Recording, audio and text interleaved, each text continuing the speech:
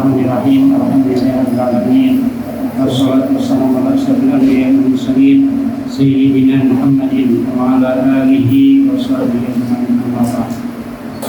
Yang mulia Bapak Ketua, Bapak Wakil, Ketua Pengajian Agung, Bapak-bapak, ibu-ibu yang masalah zuhur rahimahumullah.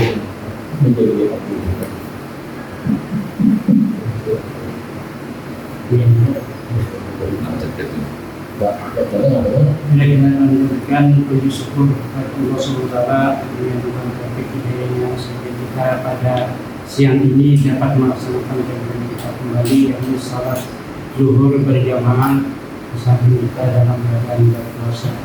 Alhamdulillah, dan salawat dan salam kita curahkan kepada junjungan kita Nabi besar Muhammad sallallahu alaihi wasallam. Beliau dan kita termasuk umat beliau hingga akhir zaman. Amin.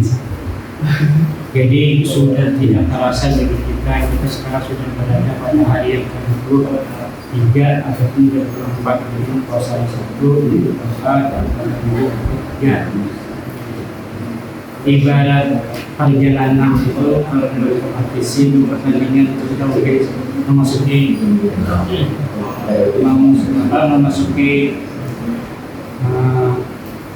semifinal ya. Makanya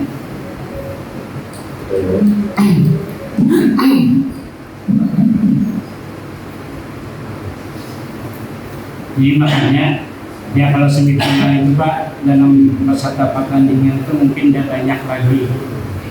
Jadi kalau kita melihat awal Ramadan di mana-mana tempat ibadah penuh, tapi kalau sekarang ini sudah tempat penyisihan agak berkurang lah. Jadi mungkin banyak yang melaksanakan di rumah, bukan kita seuzon ya, tapi mungkin masih melakukan di rumah karena sudah lebih Pak. Jadi tinggal ya sebagian kecil lagi yang banyak aktif di tempat-tempat ibadah di musola.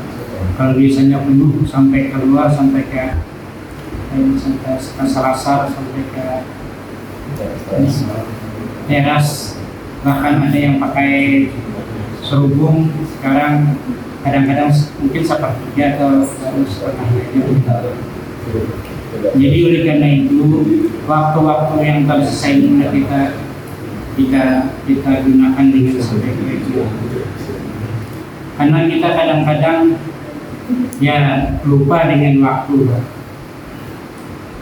Waktu yang berharga ini sedang kita lalaikan atau kita terlupa, baik sengaja ataupun kesibukan lain. Padahal waktu yang lainlah ya waktu yang banyaknya yang dinantikan para ulama. Yang jelas satu akhir itu kan ada terdapat Lailatul Qadar. Makanya saya teringat dengan surah Al-Asr, kenapa Allah bersumpah yang lengkapnya. Bismillahirrahmanirrahim. Wal 'asri innal insana lafi khusr illa alladziina aamanu wa 'amilus shalihati wa tawassaw bil haqq wa tawassaw bis sabr. Yang artinya demi waktu asar. Allah berfirman di dalam surah Al-Asr itu menggunakan kata-kata sumpah wa qasam. Setiap surah yang diawali dengan huruf qasam, huruf sumpah, wa duha, wal fajri, wasamil tariq, itu ada di dalam surah itu hal-hal yang sangat penting yang harus kita perhatikan. Sampai Allah itu berfirman dengan sumpah seperti wal asri, demi waktu, demi masa, demi waktu asal. Itu kenapa Tuhan sampai menurunkan surah Al-Asr itu. Asbabul nuzulnya itu kalau tidak salah itu kan menurut Muhammad Abdul, kebiasaan waktu-waktu asar itu orang jahiliyah zaman dahari itu kan sering santai, mandir umum. Akhirnya dengan berjanda mereka akhirnya berselisih, bermusuhan akhirnya bakal lahir. Kenapa? Mereka akhirnya mengutuk waktu asar, mengutuk dengan kejadian waktu itu. Jadi seolah menyumpahi waktu, padahal waktu itu kan tidak ada salahnya ya. Bahkan Allah berfirman bahwa waktu adalah waktu itu adalah mulia. Oleh karena itu kita harus memperhatikan, harus ya artinya jangan sampai lengah. Hanya ada istilah zaman waktu dua. Kalau kita mungkin yang kayak seperti Burundi mungkin kalau 30 tahun yang lalu mungkin lebih enak dari sekarang. Kenapa? Kira-kira yang lain juga begitu. Karena waktu kita 30 tahun yang lalu atau 40 tahun yang lalu itu masih kecil. Kalau kita mau uang, tinggal ambil aja di kantong ayah atau ibu ya kan, tinggal minta. Ya, kalau dulu kan mungkin umur 10 tahun minta duit sama minta uang sama bapak atau ayah. Tapi kalau sekarang kita malah yang diminta anak kan. Nah jadi itu artinya waktu itu kalau bisa diputar, mungkin kita mau kembali pada waktu dulu sehat. Hanya saya kadang-kadang diajak oleh Pak Yorimi supaya main tenis. Jadi dulu main tenis Pak, sekarang jangan main tenis lari yang nggak bisa. Nah jadi waktu itu sangat berharga, oleh itu harus kita. Makanya Allah pun bersumpah demi waktu.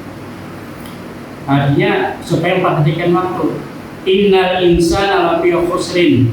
Sesungguhnya manusia itu dalam keadaan rugi kalau tidak bisa menggunakan waktu. Rugi sekali. Yang kada rugi kata Allah illal ladzina amanu wa amilus sholihat wa tawassaw bil haqqi wa tawassaw bis sabr. Yang kada rugi itu ialah orang-orang yang beriman. Alhamdulillah kita masih dalam keadaan iman dan Islam. Itu nikmat Allah yang paling besar, karena banyak orang yang kalau dilihat ya keuangannya kaya, kemudian sehat, tapi belum dapat petunjuk hidayah. Bahkan Rasulullah sendiri sedih kan oleh beliau yang ingin mengajak Islam. Beliau membantu perjuangan Rasul, tapi beliau tidak masuk Islam. Sampai Allah berfirman, Innallaha la yahdi man ahbabta walakinnallaha yahdi man yasha. Engkau hai Muhammad, kata Allah, artinya kalau tidak bisa beri petunjuk atau memberi petunjuk kepada orang yang kau kasih, tapi Allah yang beri petunjuk kepada siapa yang lebih kehendaknya. Nah jadi kita alhamdulillah dalam beriman. Makanya setiap orang yang beriman kecuali yang kecil ataupun ada halangan itu karena taklif, diantaranya puasa. Makanya puasa itu yang dihitab, yang disuruh, yang diperintahkan adalah orang yang beriman. Jadi alhamdulillah kita ini termasuk yang beriman. Iman kita tahu kesalahannya. Alhamdulillah membarakati wa beri wa syukur wa akhir wal qadar. Nah itu adalah alhamdulillah kita sudah paham, jadi alhamdulillah kita masuk orang yang beriman, tidak mensyariatkan Allah, tidak mensyariatkan Allah. Itu yang tidak rugi. Yang kedua apa? Beramal saleh. Ya kita termasuk beramal saleh, berbuat baik. Berbuat itu kan banyak, membuang apa? Kita menyentuh tangkai, membuang janting kayu lagi di jalan, itu juga termasuk beramal saleh. Apalagi yang lain-lainnya juga sangat dianjurkan beramal saleh. Nah kemudian yang ketiga, saling menasihat dalam kebenaran dan menasihati dalam kesabaran. Nah oleh karena itu Allah berfirman dalam surah Al-Asr itu, berfirman dengan menggunakan sumpah atau qasam. Karena menurut Imam Syafi'i, seandainya Quran itu tidak diturunkan, cukup dengan wal asr itu sudah cukup. Karena dalam surah Al-Asr itu terkandung semuanya, iman, amal saleh. Amal saleh itu kan dia termasuk Islam. Wa amilus sholihat wa tawassaw bil haqq wa tawassaw bis sabr. Jadi oleh karena itu pentingnya lah waktu kita gunakan waktu dengan sebaik-baiknya. Yang tersisa ini mudah-mudahan kita lebih meningkatkan. Kalau Rasulullah kan sebelum akhir itu kayak guring di rumah. Jadi kalau Rasulullah itu sudah beriktikaf di masjid yang sekarang kan dikenal dengan khutbah. Bahkan beliau itu disuruh mengencangkan meja itu kan kayak pinggang ya. Jadi artinya menjauhi ini beriktikaf di masjid. Jangan bahasa Banjar, belum belajar beriktikaf di masjid. Beriktikaf di masjid itu bukan beriktikaf, beriktikaf itu kan ada itu menempel di masjid. Beriktikaf. Nah jadi itu